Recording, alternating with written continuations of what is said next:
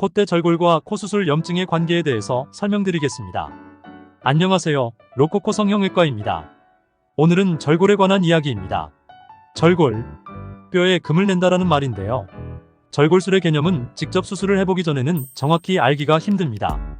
그림으로 설명드리면 이렇게 생긴 코에서 코 내부 구조는 보라색 선으로 그린 형태입니다. 각 구조물들은 크게 세 부분으로 구성되는데요. 제일 위쪽 붉은 부분 A가 코뼈, 가운데 푸른 부분 B가 상외측 연골, 아래쪽 녹색 부분 C가 하회측 연골입니다. 이 세 부위가 코의 겉면을 구성하는 대들보 역할을 합니다. 오늘 말씀드릴 절골술은 A 부분, 즉 코뼈 부위에서 이루어집니다. 환자분들이 알고 계신 코절골 부위는 코뼈에서 붉은색으로 표시한 부분입니다. 절골을 한다고 해서 콧대 전체가 좁아진다거나 혹은 코끝까지 좁아진다고 생각하시는 분도 계신데, 그렇지 않고 콧대의 가운데 일부만 좁아지는 수술입니다. 위의 그림에서 붉은색 선에 금을 낸 후 화살표 방향으로 안쪽으로 밀어주면 코뼈가 안으로 밀려 들어가면서 넓은 코뼈를 가진 분들의 콧대 가운데 부위가 좁아지는 것입니다. 오늘 설명드릴 내용은 코뼈 절골과 코수술 염증의 관계입니다. 절골이랑 염증이 무슨 상관? 이라고 생각하시겠지만, 콧대에 실리콘 등 보형물을 넣는 수술에서 콧대 절골을 같이 하면 염증 가능성이 높아진다. 이게 오늘의 주제입니다. 코뼈 CT 단면을 보겠습니다. 이게 코뼈의 단면입니다. 사진에서 흰색이 뼈, 검은색은 공기, 회색은 살입니다. 얼굴, 가운데 레벨에서 수평으로 잘라 그 단면을 아래쪽에서 본 모습입니다. 위로 산처럼 봉긋 솟아있는 것이 코뼈입니다. 절골술의 개념을 단면으로 대략 설명드리면, 사진에서 A, B 두 군데 금을 내서 화살표 방향으로 손가락으로 눌러주면 뼈가 밀려 들어갑니다. 간단하죠? 밀려 들어간 코뼈는 대략 2주 정도 지나면 그 상태로 굳어버립니다. 실제 절골술은 간단합니다. 숙련자가 되면 뭐 길어야 20초 정도면 끝납니다. 이건 제가 포토샵으로 대략 저렇게 뼈가 들어간다고 만든 사진입니다. 원래 코뼈는 이렇게 생겼죠. 저도 처음 코 수술을 한창 열심히 할 때는 절골술을 즐겨 했습니다. 콧대가 조금만 넓다 싶으면 절골을 권해드리곤 했습니다. 절골술에 여러가지 방법이 있는데, 저는 내측 절골은 그냥 일반적인 방법으로 하고, 외측 절골은 2mm 절골도를 이용해서 피부 바깥에서 바로 구멍을 통해서 뼈에 금을 만들어줍니다. 절골술 방법이나 집도의 실력에 따라서 절골할 때 코 안점막이 찢어지면서 코피가 펑펑 나는 경우도 많은데, 저는 절골에도 피가 많이 나는 경우가 거의 없어서 그 시절에 약간 절골 자부심 같은 게 있었습니다.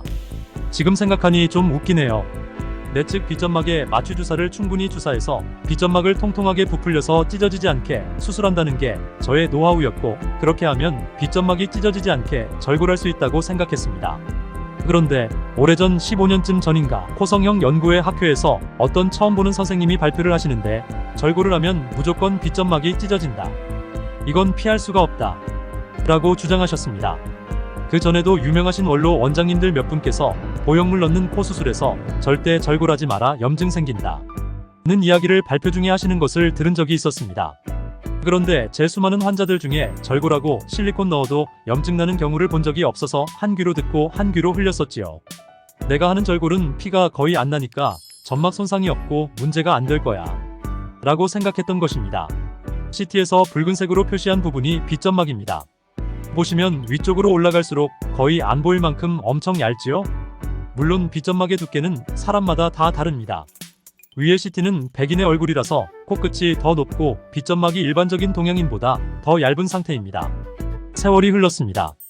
개업도 하고 4, 5년 지났을까요? 가끔 오래전 코 수술했던 환자분들이 코가 부었다고 오시는 경우가 있습니다. 코에 보형물이 있으면 몸이 피곤하고 정신적으로 스트레스 받고 하면 이물질 거부 반응이 생길 수 있어서 약간씩 부어서 오시는 것이 그리 특별한 일은 아닙니다. 빨리 항생제 드시고 푹 쉬시면 99% 이상 정상으로 돌아갑니다. 그런데 부어서 오시는 환자분들 수술 기록지를 보다가 어느 순간 하고 깨닫게 되었습니다. 많은 경우에 예전에 절골을 했던 분들이라는 것을 말이지요.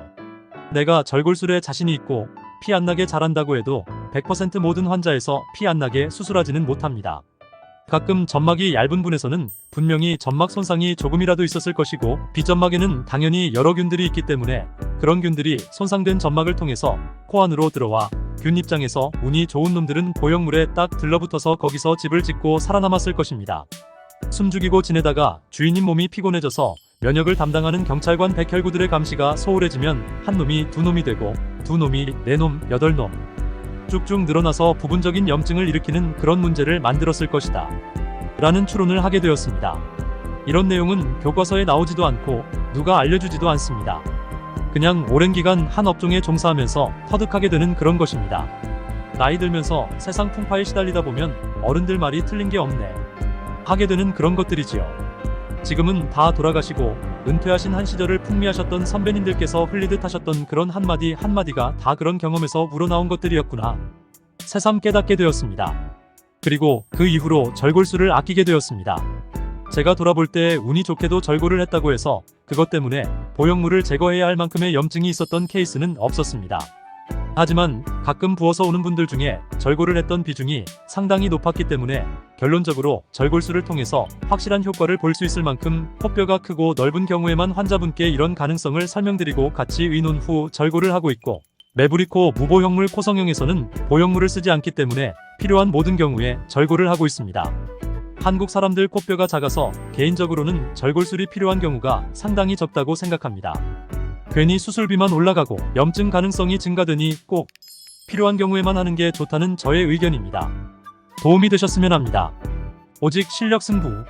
결과로 말하는 로코코 성형외과입니다.